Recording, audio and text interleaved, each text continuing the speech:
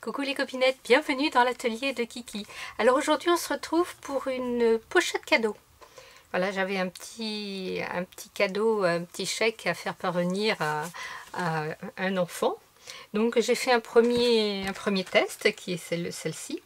Et je vais faire celle que je vais envoyer au petit garçon avec vous. Donc pareil, hein, mon enveloppe test, voilà, ma petite pochette cadeau rentre parfaitement. Elle est toute simple, alors là franchement, ça peut être fait en la dernière minute, en 4e vitesse, il faut très peu de papier, on peut utiliser des chutes là encore. Et puis voilà. Là, elle n'est pas décorée, hein, puisque c'est comme on dit sur le groupe, c'est le prototype. Les filles vont se reconnaître, hein, c'est le prototype. Donc voilà, avec un petit ruban comme ça qui se ferme, on ouvre.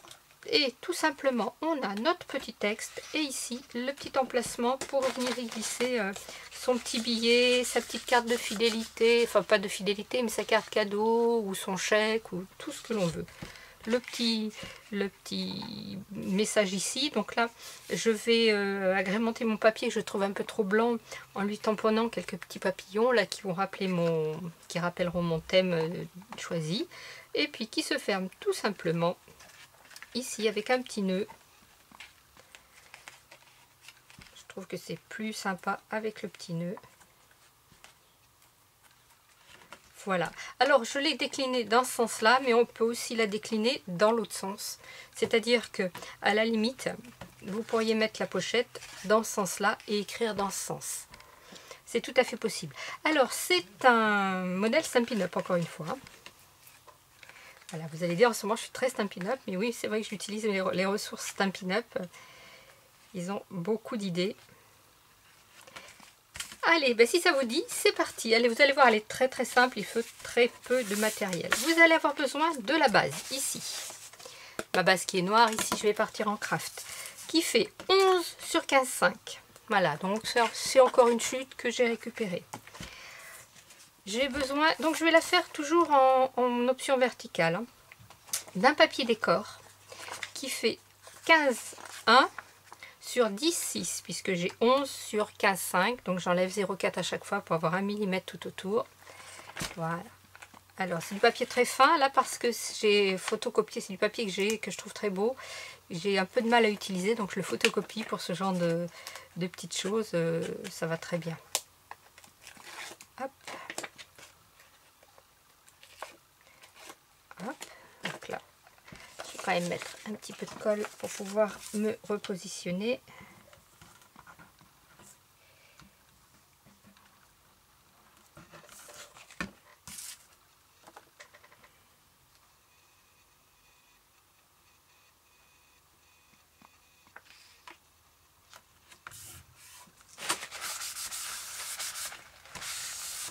Voilà, là, j'ai le fond de ma carte. Vous allez avoir ensuite besoin encore d'une chute. Vous voyez, il faut très peu de papier, hein. Un papier qui fait 12 sur 17,2.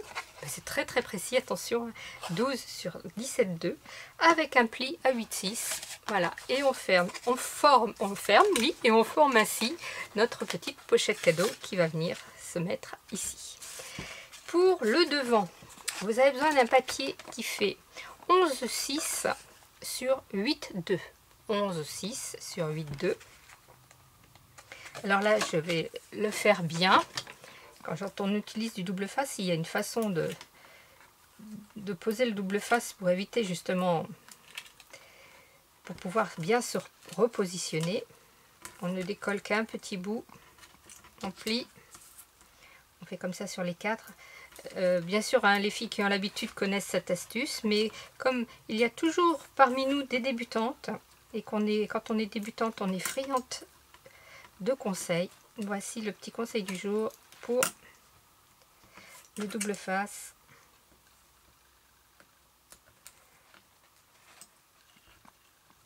Voilà, vous voyez, j'ai soulevé les 4 petits angles, ce qui va me permettre ici de pouvoir poser mes doigts, ça ne colle pas, et de pouvoir bien positionner mon papier.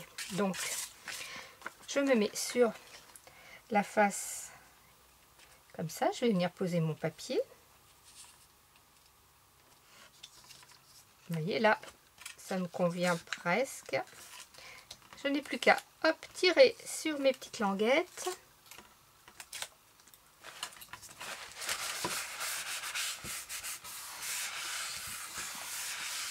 Et voilà, mon petit papier décor est posé. On va ouvrir.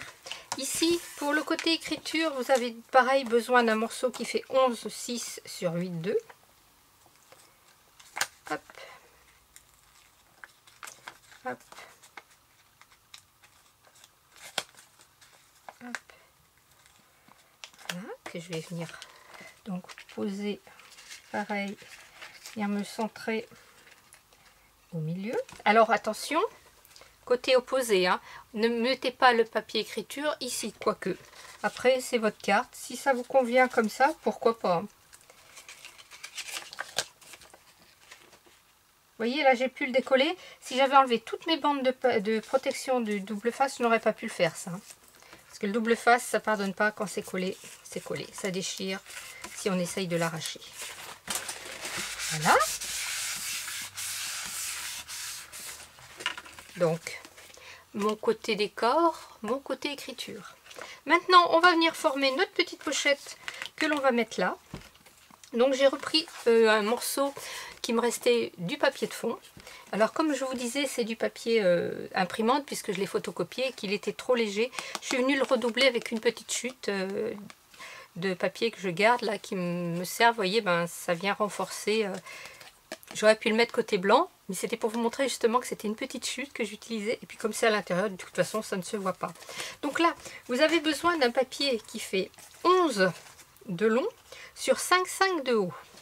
Et sur 3 côtés, sur les 2 côtés là et sur le côté là, vous allez faire un pli à 0,5 pour pouvoir nous permettre de faire le petit pli pour former notre petite pochette. On vient couper en biais les angles. Voilà. Et on vient faire une petite encoche pour faciliter le retrait de ce que l'on mettra dedans. Alors moi j'ai pris parti de ne pas mettre de papier là.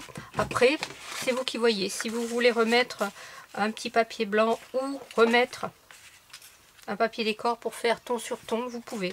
Moi je trouvais que c'était plus light, on va dire, comme ça. Donc hop. Là, je vais tout enlever, ça va être plus simple. Et là, je vais venir poser ma petite pochette dans le milieu. Je ne calcule pas, plutôt vers le bas pour laisser de la place en haut. Donc, je vais me mettre à peu près comme ça. Voilà.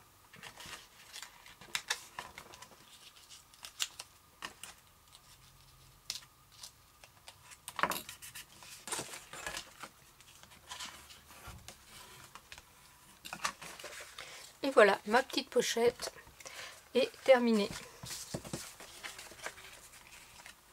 Hop. Vous voyez, c'est tout simple. Maintenant, je vais venir y mettre du raffia parce que je ne savais pas quoi mettre comme lien. Donc, je commence par faire d'abord le petit nœud. Là, je vais le faire au milieu. Ça va changer. Voilà, je vais faire mon petit nœud comme ça. Voilà. Et ici, derrière, alors, je peux le mettre en bas. Si par exemple, vous avez besoin d'espace ici, là, je vais marquer joyeux anniversaire. Dans le milieu, en haut, c'est vous qui voyez, ça n'a aucune importance. Mais moi, je vais le mettre un petit peu comme ça sur le bas, dans le milieu des roues de ma bicyclette. Comme ça, je ne cache pas mon petit décor. Je vais rectifier après la longueur de mon raffia. Là, je pourrais mettre mon petit sentiment. Et là, pour pas être embêté, je vais tout simplement y mettre un petit morceau de scotch. Comme ça, ça ne bougera plus.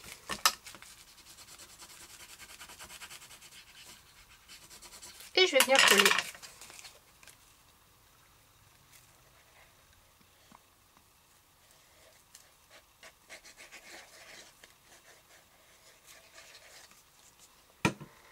Donc, attention au sens du papier, mon écriture étant dans ce sens, voilà.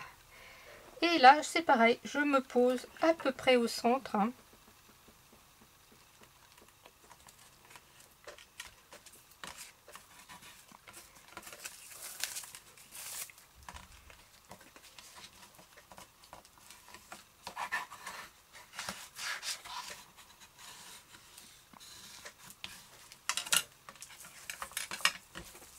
je referme.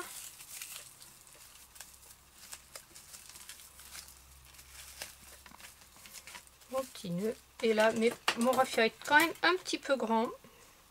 Donc allez, hop, je vais lui supprimer des petites couettes. Et voilà. Ben, ma petite carte pochette est terminée. Je sais qu'elle plaira à l'enfant puisqu'il adore tout ce qui est un peu voyage, il adore faire du vélo et puis voilà, je trouvais que c'était un thème un petit peu garçon. C'est pas toujours facile pour tout ce qui est hommes et enfants et garçons, filles. Les petites filles c'est facile, hein, le côté princesse, le côté bling bling, il n'y a pas de souci, on y arrive. Mais les petits garçons c'est toujours un petit peu plus compliqué. Voilà, et bien sûr ça va rentrer sans problème dans ma petite enveloppe avec mon petit billet ou mon petit chèque. Ben, ça pèsera pas trop lourd et pour la poste c'est nickel. Voilà, voilà, voilà. Hop, dans le bon sens c'est mieux. Scrapez bien, la vie est belle. Bye bye.